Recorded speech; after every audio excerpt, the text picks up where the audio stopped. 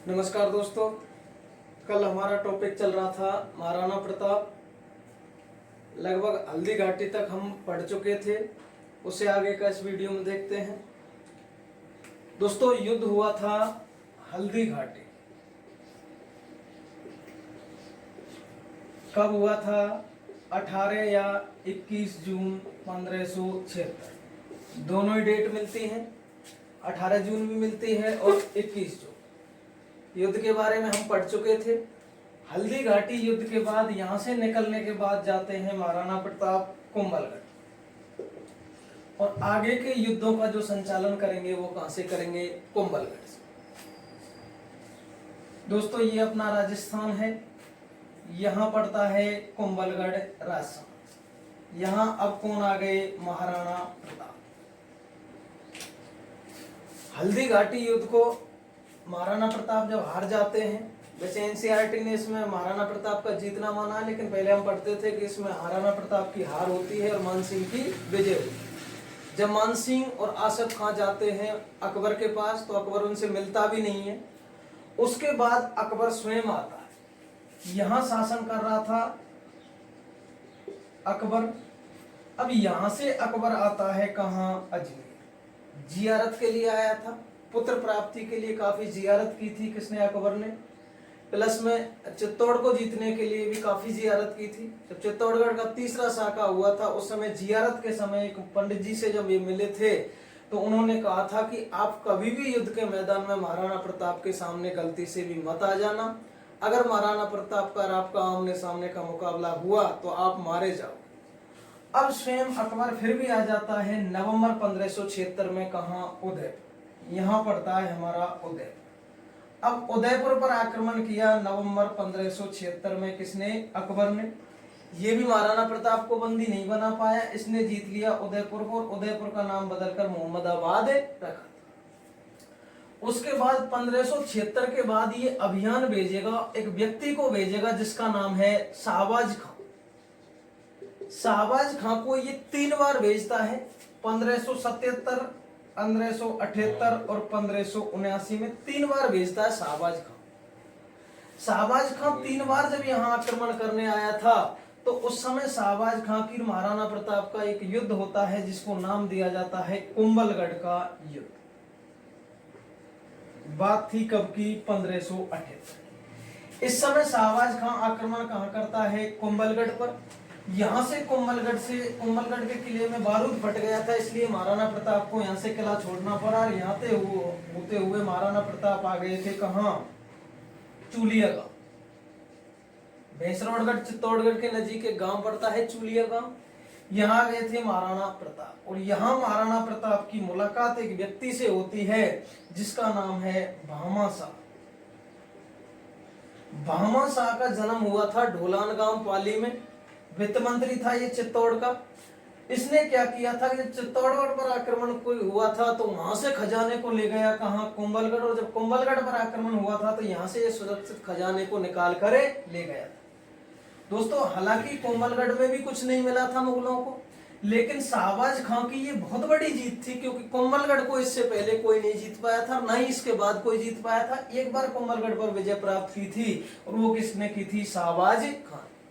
अब महाराणा प्रताप से चित्तौड़ उसके पास है नहीं, उदयपुर भी छिन गया, गोगुंदा भी छिन गया, कुंभलगढ़ भी छिन गया, डूंगरपुर और बांसवाड़ा ने भी अकबर की अधीनता स्वीकार कर ली, यानी कि मेवाड़ पूरा की पूरा छिन चुका था। ना इसके पास पैसे थे। तब चूलिया गांव के निकट आता है कौन? भामा शाह, और अपनी संपूर्ण संपत्ति भेंट कर देता है किसको? महाराणा प्रताप को। इसलिए भामा शाह को मेवाड़ का दानवीर कर्ण या मेवाड़ का पुनः उद्धारक भी कहा जाता है। इन्होंने 20,000 सोने की असरफी प्लस 25 लाख रुपए दान किए थे किसको? महाराणा प्रताप को। इससे महाराणा प्रताप 25,000 सेना रख सकते थे 12 साल के लिए। कितने साल के लिए दोस्तों? 12 साल तक 25,000 सेना का खर्चा उठा सकते थे, क्योंकि महाराणा प्रताप के पास सैनिक शक्ति भी कमजोर पड़ गई थी। मुगल सेना ढूंढ रही थी, भटक रही थी जंगलों में। महाराणा प्रताप जंगलों में भटक रहे थे, क्योंकि महाराणा प्रताप ने हल्दी घाटी को हारने के बाद एक युद्ध नीति अपनाई थी जिसको कहा जाता है छापामार पद्धति, या जिसको गुरिल्ला पद्धति भी कहा जाता है। दोस्तों ये पद्धति शुरू की थी उदय सिंह, महाराणा प्रताप के पिता थे उदय सिंह, उसने छापा मार गुरिल्ला पद्धति को अपनाया था, शुरू किया था।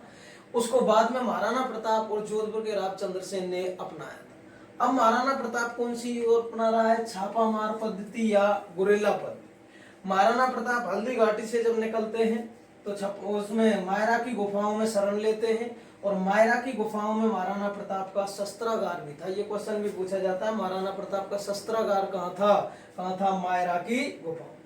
अब महाराणा प्रताप के पास पैसे आ गए तो सैनिक शक्ति भी मजबूत हो जाएगी। इस पैसे के सहायता पर उन्होंने सेना इकट्ठी की।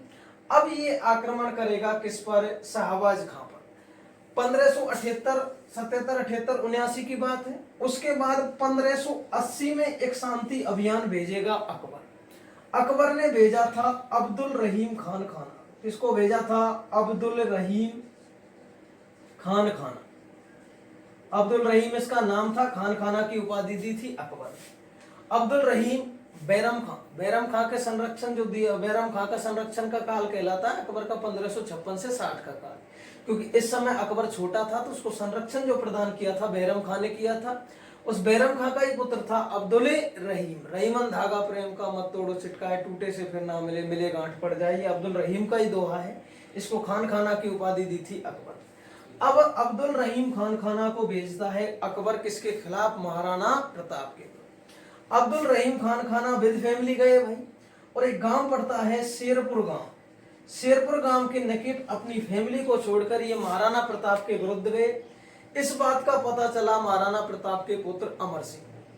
अमर सिंह क्या करता है कि इसकी फैमिली पर आक्रमण करता है, इसकी फैमिली को उठा के ले आता है कहां, महाराणा प्रताप के पास। इस बात का जब महाराणा प्रताप को पता चलता है तो महाराणा प्रताप अमर सिंह को डांटते हैं और बाइज्जत फैमिली को वापस वहीं छोड़ने का आदेश देते हैं।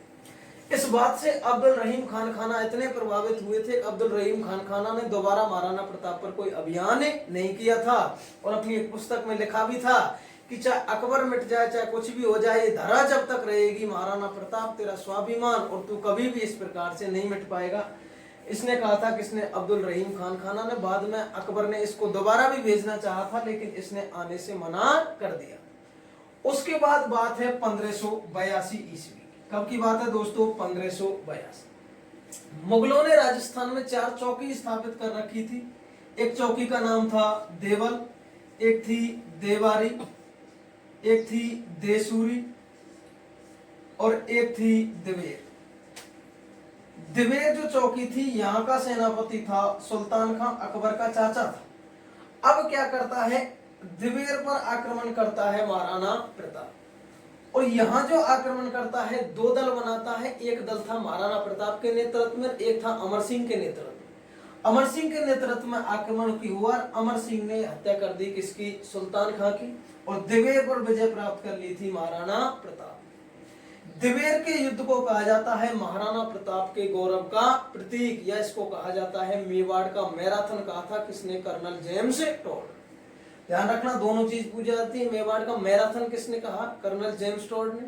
कर्नल जेम्स टॉड ने हल्दी घाटी युद्ध को कहा था मेवाड़ की थर्मोपोली, और इसको कहा था दिवेर के युद्ध को मेवाड़ का मैराथन। इसको कहा था प्रताप के गौरव का प्रतीक। इसके बाद अंतिम अभियान भेजता है 1584 ईस्वी, और इसमें भेजता है जगन्नाथ कछवा को भेजता है कौन, अकबर। वो भी इस अभियान में अकबर को, उसको महाराणा प्रताप को अधीनता स्वीकार नहीं करवा पाता है। उसके बाद अकबर कोई भी शांति अभियान नहीं भेजता है। उसके बाद अकबर चला जाता है दक्षिण भारत की ओर। उसके बाद 1585 ईस्वी में महाराणा प्रताप ने लूना चावंडिया को पराजित करके चावंड को अपनी अस्थायी संकटकालीन राजधानी बनाया।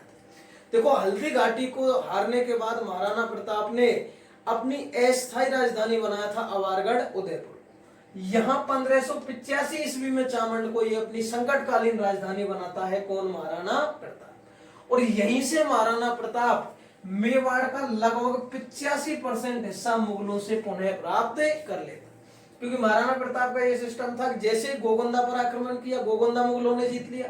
जैसे ही मुगल यहाँ से गए तुरंत गोगंदा को फिर जीत लिया। जैसे ही कुंभलगढ़ पर आक्रमण किया, कुंभलगढ़ जीत लिया। कुंभलगढ़ से जैसे ही वो गए तुरंत दोबारा आक्रमण किया और कुंभलगढ़ को जीत लिया। ऐसे ही करके 85% क्षेत्र को दोबारा जीत लिया था किसने, महाराणा प्रताप। उसके बाद अकबर चला गया दक्षिण भारत में, महाराणा प्रताप पर कोई आक्रमण नहीं हुआ था।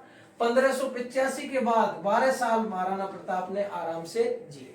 उसके बाद 1597 में 19 जुलाई को 1597 में महाराणा प्रताप की हो जाती है मृत्यु। धनुष प्रत्यंचा के दौरान महाराणा प्रताप की क्या हो गई थी, मृत्यु। महाराणा प्रताप की मृत्यु की जो खबर थी सबसे पहले सुनाई थी कवि दुर्सा आडा ने अकबर को जाके सुनाई थी।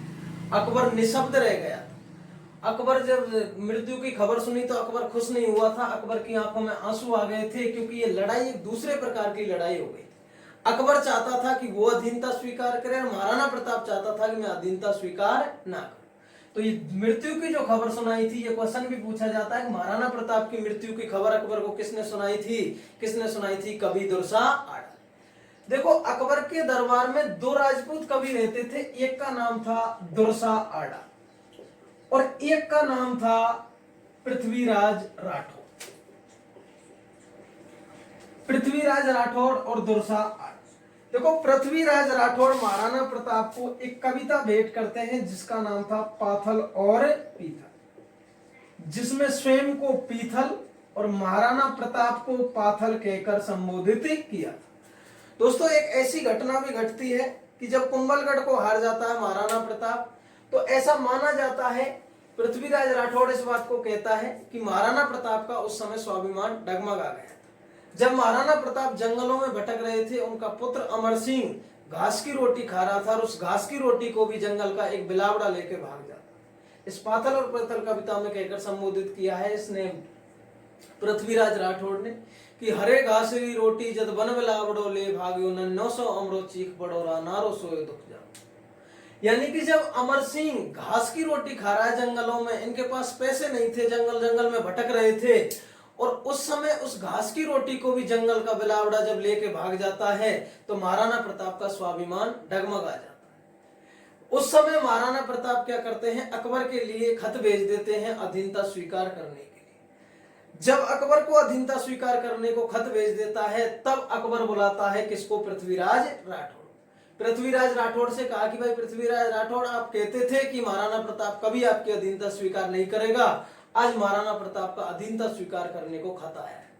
तब पृथ्वीराज राठौर ने कहा था कि ये बात क्या है, झूठी है, मुझे इस बात की जांच करने दीजिए। तब पृथ्वीराज राठौर पीथल और पाथल कविता लिखकर भेजता है किसको, महाराणा प्रताप। इस कविता को पढ़ के महाराणा प्रताप का स्वाभिमान दोबारा से जाग जाता है और महाराणा प्रताप दोबारा से अकबर की अधीनता स्वीकार करने से मना कर देते। ये जो भी घटना है, वैसे तो ये कपोलकल्पित घटना लगती है, क्योंकि 1578 के बाद की ये घटना बता रहा है कौन, पृथ्वीराज राठौर। और 1559 में जन्म हुआ था किसका, अमर सिंह का। 59 में जन्म हुआ है तो उस समय उम्र कितनी होगी अमर सिंह की, 19 साल।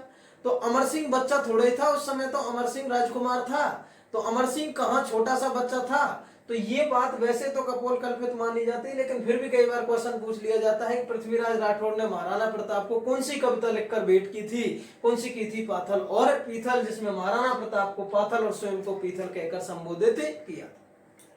दोस्तों, एक अब्राहम लिंकन है। कौन है, अब्राहम लिंकन। अब्राहम लिंकन ने भी महाराणा प्रताप की तारीफ की है। उन्होंने कहा है कि वो एक बार हिंदुस्तान आ रहे थे तो उन्होंने अपनी माँ से पूछा कि माँ, मैं हिंदुस्तान जा रहा हूं, आपके लिए वहां से क्या लेके आऊं। तब उनकी माँ ने कहा था कि अगर आप हिंदुस्तान जा रहे हो तो वहां की वीर भूमि हल्दी घाटी से थोड़ी सी मिट्टी ले आना, क्योंकि वहां का राजा इतना स्वाभिमानी था जिसने अपनी प्रजा के लिए आधे से ज्यादा हिंदुस्तान को छोड़ दिया था, और उसने क्या किया था, अपनी प्रजा का साथ दिया था। ऐसी जगह से हमको और क्या चाहिए, तो उनकी वीरता के लिए आप हल्दी घाटी से थोड़ी सी मिट्टी ले आना। तो महाराणा प्रताप के बारे में जितनी भी बात कही जाए, शौर्य की जितनी भी तुलना की जाए, मेवाड़ केसरी कहा जाता है इनको, वीर शिरोमणि, वीरों में सबसे श्रेष्ठ माना गया है किसको, महाराणा प्रताप। तो महाराणा प्रताप के बारे में जितना भी कहा जाए उतना कम है। महाराणा प्रताप की मृत्यु हुई, इनकी छतरी बनी हुई है कहाँ, बांडोली चित्तौड़गढ़ में। कहाँ बनी हुई है, बांडोली चित्तौड़गढ़ में। यहाँ एक निकट एक बांध और है, कई बार क्वेश्चन पूछ लिया जाता है, केजड़ बांध के निकट इनकी 8 खम्भों की छतरी बनी हुई है। तो महाराणा प्रताप की छतरी कहाँ है, 8 खम्भों की छतरी है बांडोली में। कौन से बांध के निकट है? केजड़ बांध के निकट बनी हुई है। और इनका स्मारक जो बना हुआ है वो मोती मगरी पहाड़ी पर उदयपुर में बना हुआ। इसके साथ ही दोस्तों महाराणा प्रताप हमारा होता है समाप्त। इसके बाद अपना अगला शासक आएगा, इसका पुत्र बनेगा कौन? अमर सिंह राणा। दोस्तों वीडियो पसंद आई हो, अच्छी लगी हो तो लाइक करें, शेयर करें, सब्सक्राइब करें हमारे चैनल को और कमेंट बॉक्स में हमको जरूर बताएं।